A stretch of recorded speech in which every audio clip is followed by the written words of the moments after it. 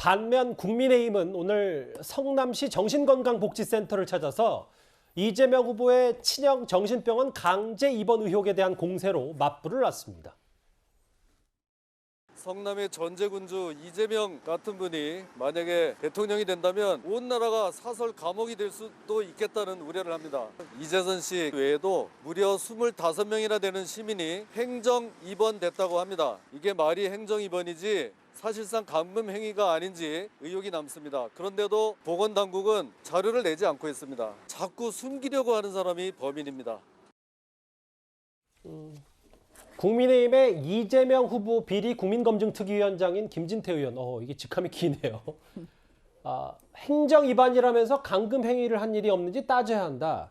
그러니까 국민의힘 당 차원에서도 지금 최근에 조직폭력배, 조폭 연루 의혹에 더해서 강제 입원 의혹까지 다시 한번 들여다보겠다. 이게 지금 당 차원의 입장인 겁니까? 그렇죠. 지금 김진태 전 의원은요, 지금 현재 이재명 후보에 대한 모든 거를 지금 검증하는 그런 특위위원장이에요. 근데 사실 제가 이렇게 얘기하면서도 후보에 대해서 이렇게 검증한다, 뭐 조폭 연루, 예를 들어서 형수 욕설, 그다음에 지금 나오고 있는 감금, 친형 감금 문제, 이렇게 하는 것 자체에 대해서 어떻게 보면 좀 서글프다는 생각이 들어요. 예, 객관적으로는. 근데 지금 무슨 얘기냐면 민주당에서 김건희 씨에 대해서 계속 얘기를 하면 할수록 저는 이재명 후보에게 유리하다고 보지 않거든요. 왜냐하면 그렇게 되면은 이재명 후보 것도 계속 나올 수밖에 없습니다. 형수욕설 안 나오겠습니까? 친형 감금한 거 벌써 지금 김진태 의원은 이거 가지고 이제 얘기하고 있고 그러는데요.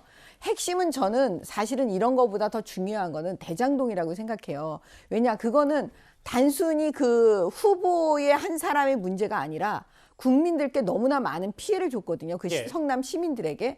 그리고 그거는 특검을 해야 된다고 우리 국민들께서 많이 지금 얘기를 하는 부분이기 때문에 여야가 선거 이전에 여야가 빨리 합의를 해서 특검을 해야 된다 이렇게 보고 있고, 이거에 대해서 김진태 의원께서 뭐라고 얘기했냐면 이거 친형 부분도 특검에 넣어야 된다고 얘기하지만 저는 그건 반대예요.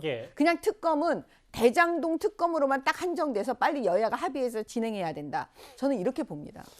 김 전 의원의 얘기는 당국이 이 강제 입원 자료 일체를 제출해야 된다라고 했어요. 근데 이재명 후보 측의 입장은 이 친형 강제 입원 의혹은 일단락이 된 문제이기 때문에 왜 굳이 다시 한번 검증 대상이 되는지 이해하지 못한다. 이게 그전부터 했던 기본적인 입장이었습니다. 김진태 전 의원이 실은 윤석열 후보의 공격수였잖아요. 굉장히 강력하게 공격을 했었고 태극기 부대와 함께 했었습니다만 결국에는 재선에 실패했거든요. 그런 측면을 바라보면 될 것 같습니다. 실제 강제 입원과 관련해서도 대법원 판결까지 다 무혐의가 나왔는데 또 뭘 정신건강센터를 찾아가서 자료를 제출해라. 뭐 사설 정보기관도 아니고 저는 이해가 안 되는 행동이다. 저건 단순히 그냥 말 그대로 네거티브를 위한 네거티브다. 이렇게 말씀드리고, 정신병원 입원이라는 게 원래 강제 입원이에요. 강제 입원하지 않으면 정신병 환자를 어떻게 입원하겠습니까? 가족의 동의를 받거나 행정 입원이거든요. 그래서 저건 굉장히 네거티브를 위한 네거티브를 하고 있다 생각되고, 실제 특검 국민의힘에서 주장했잖아요. 빨리 하자. 상설 특검 가면 빨리 할 수 있다. 대장동 하나만 하자. 이재명 후보가 다 받았지 않습니까? 상설 특검 가고 대장동만 하자. 그랬는데 지금 와서 상설 특검 안 된다. 또 뭐 친형 강제 입원 특검하자, 변호사 특검하자. 이건 뭐 특검 안 하자는 말하고 똑같고 결국에는 국민의힘이 하자고 해놓고 지금 반대하는 게 아닌가 이런 생각이 듭니다. 아니 그거는 민주당이 지금 움직이지를 않고 있어서 안 되는 겁니다. 뭐 서로 지금 특검은 말들 이제 특검을 언제든 할 수 있다고 하지만 실제로 합의는 지금 여전히 잘 안 되고 있기 때문에요. 야당에서는 전과 부분과 여러 의혹 부분을 집중적으로 검토하고 있다. 이런 일부 보도까지 나왔습니다. 검증 전쟁 얘기를 해봤는데, 그리고요, 이 인물 얘기도 오랜만에 해보겠습니다. 이른바 이재명 공격수로 불렸던 윤희숙 전 의원이 지난 8월 의원직을 던진 뒤 오늘 처음으로 공식석상에 나타났습니다. 그 화면을 저희가 준비했습니다. 왜 지금 이런 시점에 국가 주도 성장이라든가 이런 얘기들이 왜 나오냐?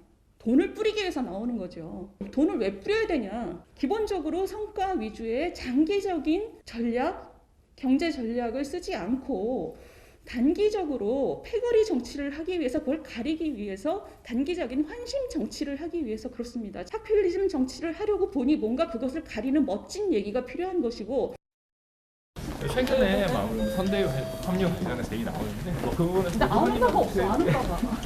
활동이 좀 적극적으로 좀 더 하신다고 보면 될까요? 별다른 반응 없이 윤희숙 의원의 화면 오랜만에 만나봤습니다.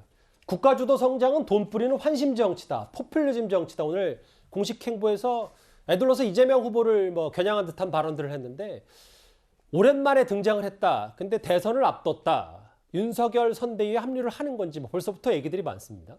국민의힘의 굉장한 중요한 무기가 이제 그 전면에 등장을 했네요. 선대위에 그 합류를 할지 아니면 다른 방식으로 활동할지, 선대위 합류한다면 이제 어떤 그 자리에서 일할지 굉장히 관심이 드는데, 우리 국민은 뭐 저는 임차인입니다. 그 부동산 그 연설로 해서 굉장히 관심을 가졌고, 부동산에도 일가견이 있습니다만 윤희숙 의원은 사실은 그 미국 콜롬비아 대학에서 경제학 박사를 박은 그 경제학 박사고, KDI 연구원에서 그 재정 복지 그 연구부장을 했습니다. 그래서 지금 그 이재명 후보가 주장하는 어떤 기본 시리즈라든지 아니면 국토 보유세라든지 이런 데 일가견이 있어요. 이재명 후보는 이제 성남과 경기 현장에서의 그 행정 경험을 토대로 해서 정책을 내지만, 이거에 대해서 굉장히 윤희숙 의원은 탄탄한 이론적 기반을 갖고 공격을 합니다. 우리가 그 선례를 이미 봤었죠. 한국의 기본소득이 적절한가? 노벨상 그 수상자가 그렇다고 얘기했다고 이재명 후보가 얘기했는데, 아마 이재명 후보는 그 책을 다 보지 않고 얘기했을 거예요.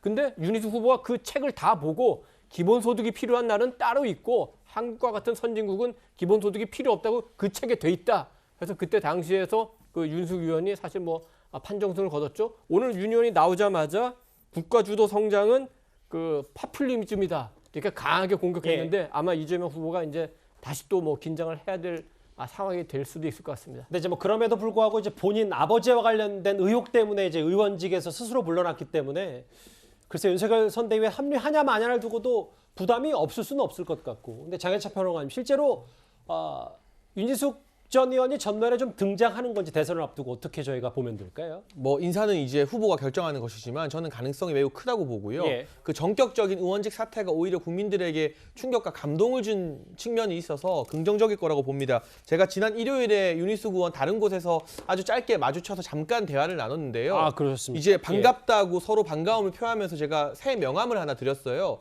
그런데 윤희숙 의원께서 뭐라고 하셨냐면, 이제 자주 볼 것 같은데 명함 굳이 안 줘도 된다, 이런 말씀하셨거든요. 그 말이 저는 뭐 예사롭게 들리지 않았습니다. 아마도 정권 교체 선봉장으로서 활약할 것이기 때문에 그런 말씀 하셨을 거리라고 개인적인 기대를 품고 있습니다. 알겠습니다.